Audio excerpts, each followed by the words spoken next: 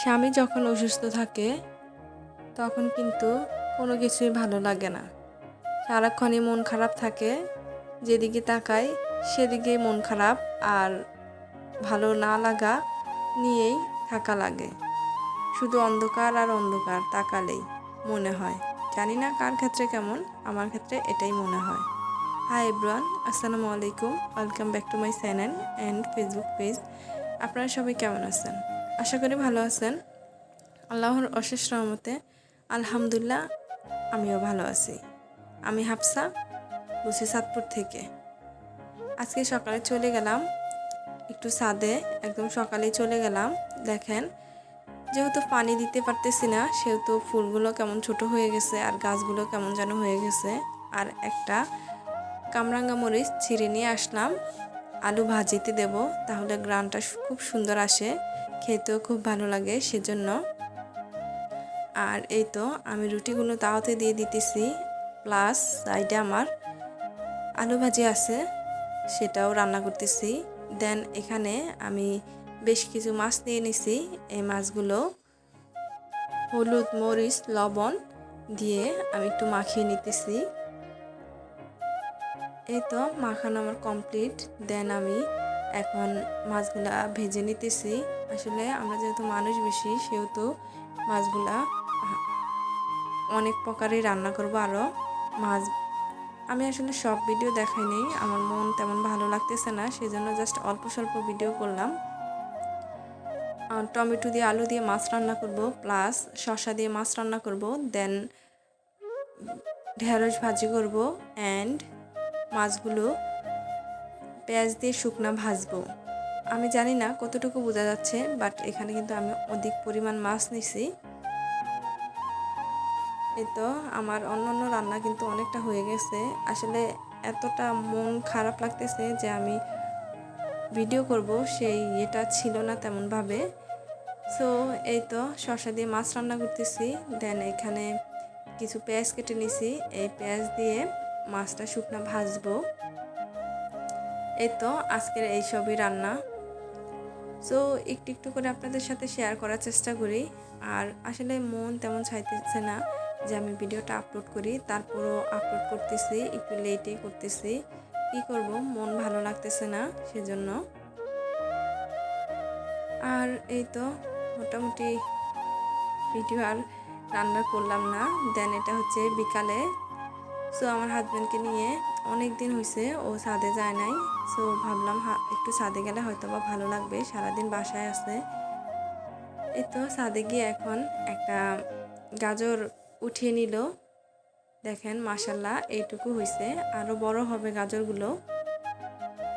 Just এটাই উঠায়ে দেখলো কি অবস্থা। আসলে গাজর গাছগুলোর অবস্থা তেমন বেশি ভালো না, কারণ পানি দিতে পারি না যেহেতু প্রতিদিন, আর বৃষ্টিও তেমনভাবে হয় না, সেজন্য গাজর কি কোনো গাছেরই অবস্থা তেমন বেশি ভালো না। তারপরও মাশাল্লাহ যা হয়েছে আলহামদুলিল্লাহ আলহামদুলিল্লাহ।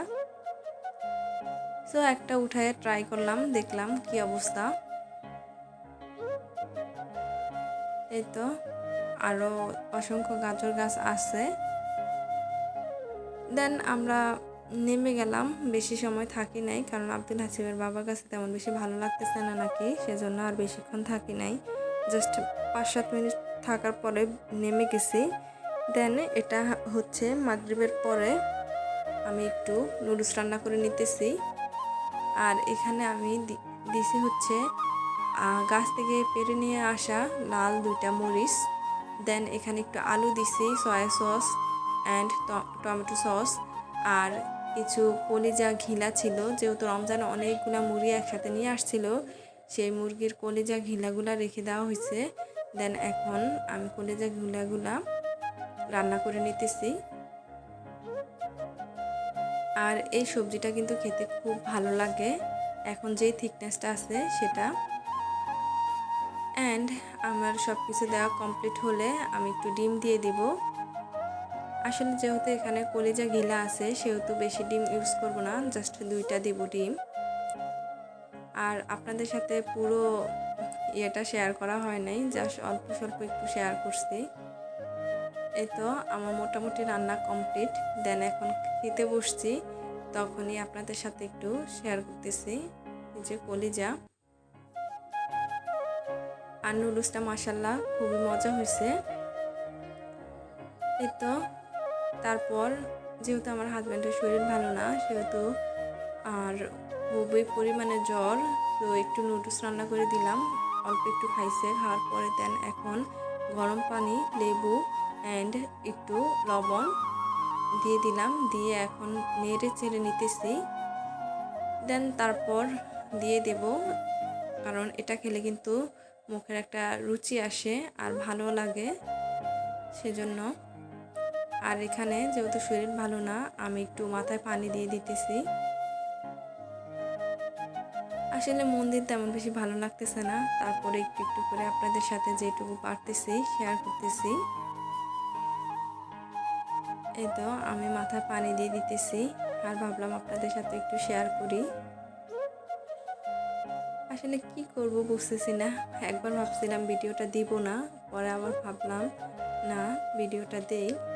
আর যেই পরিমাণে গরম পড়তেছে, ফ্রিজে একটা আইসক্রিম ছিল, সবাইটা খাওয়া কমপ্লিট বাট আমারটাই ছিল।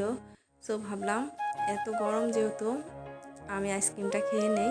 তো আমি একাই খাওয়া হয়েছে, কারণ সবারটা তো সবাই খাইছে আর আমার হাজব্যান্ড তো খাবে না, যেহেতু ঠান্ডা জ্বরের সমস্যা আছে। জাস্ট আব্দুল হাসিবকে একটু দিছি। সো এখন এটা খেয়ে নেব। ভিডিওটা এখানে শেষ করতেছি। আল্লাহ হাফেজ।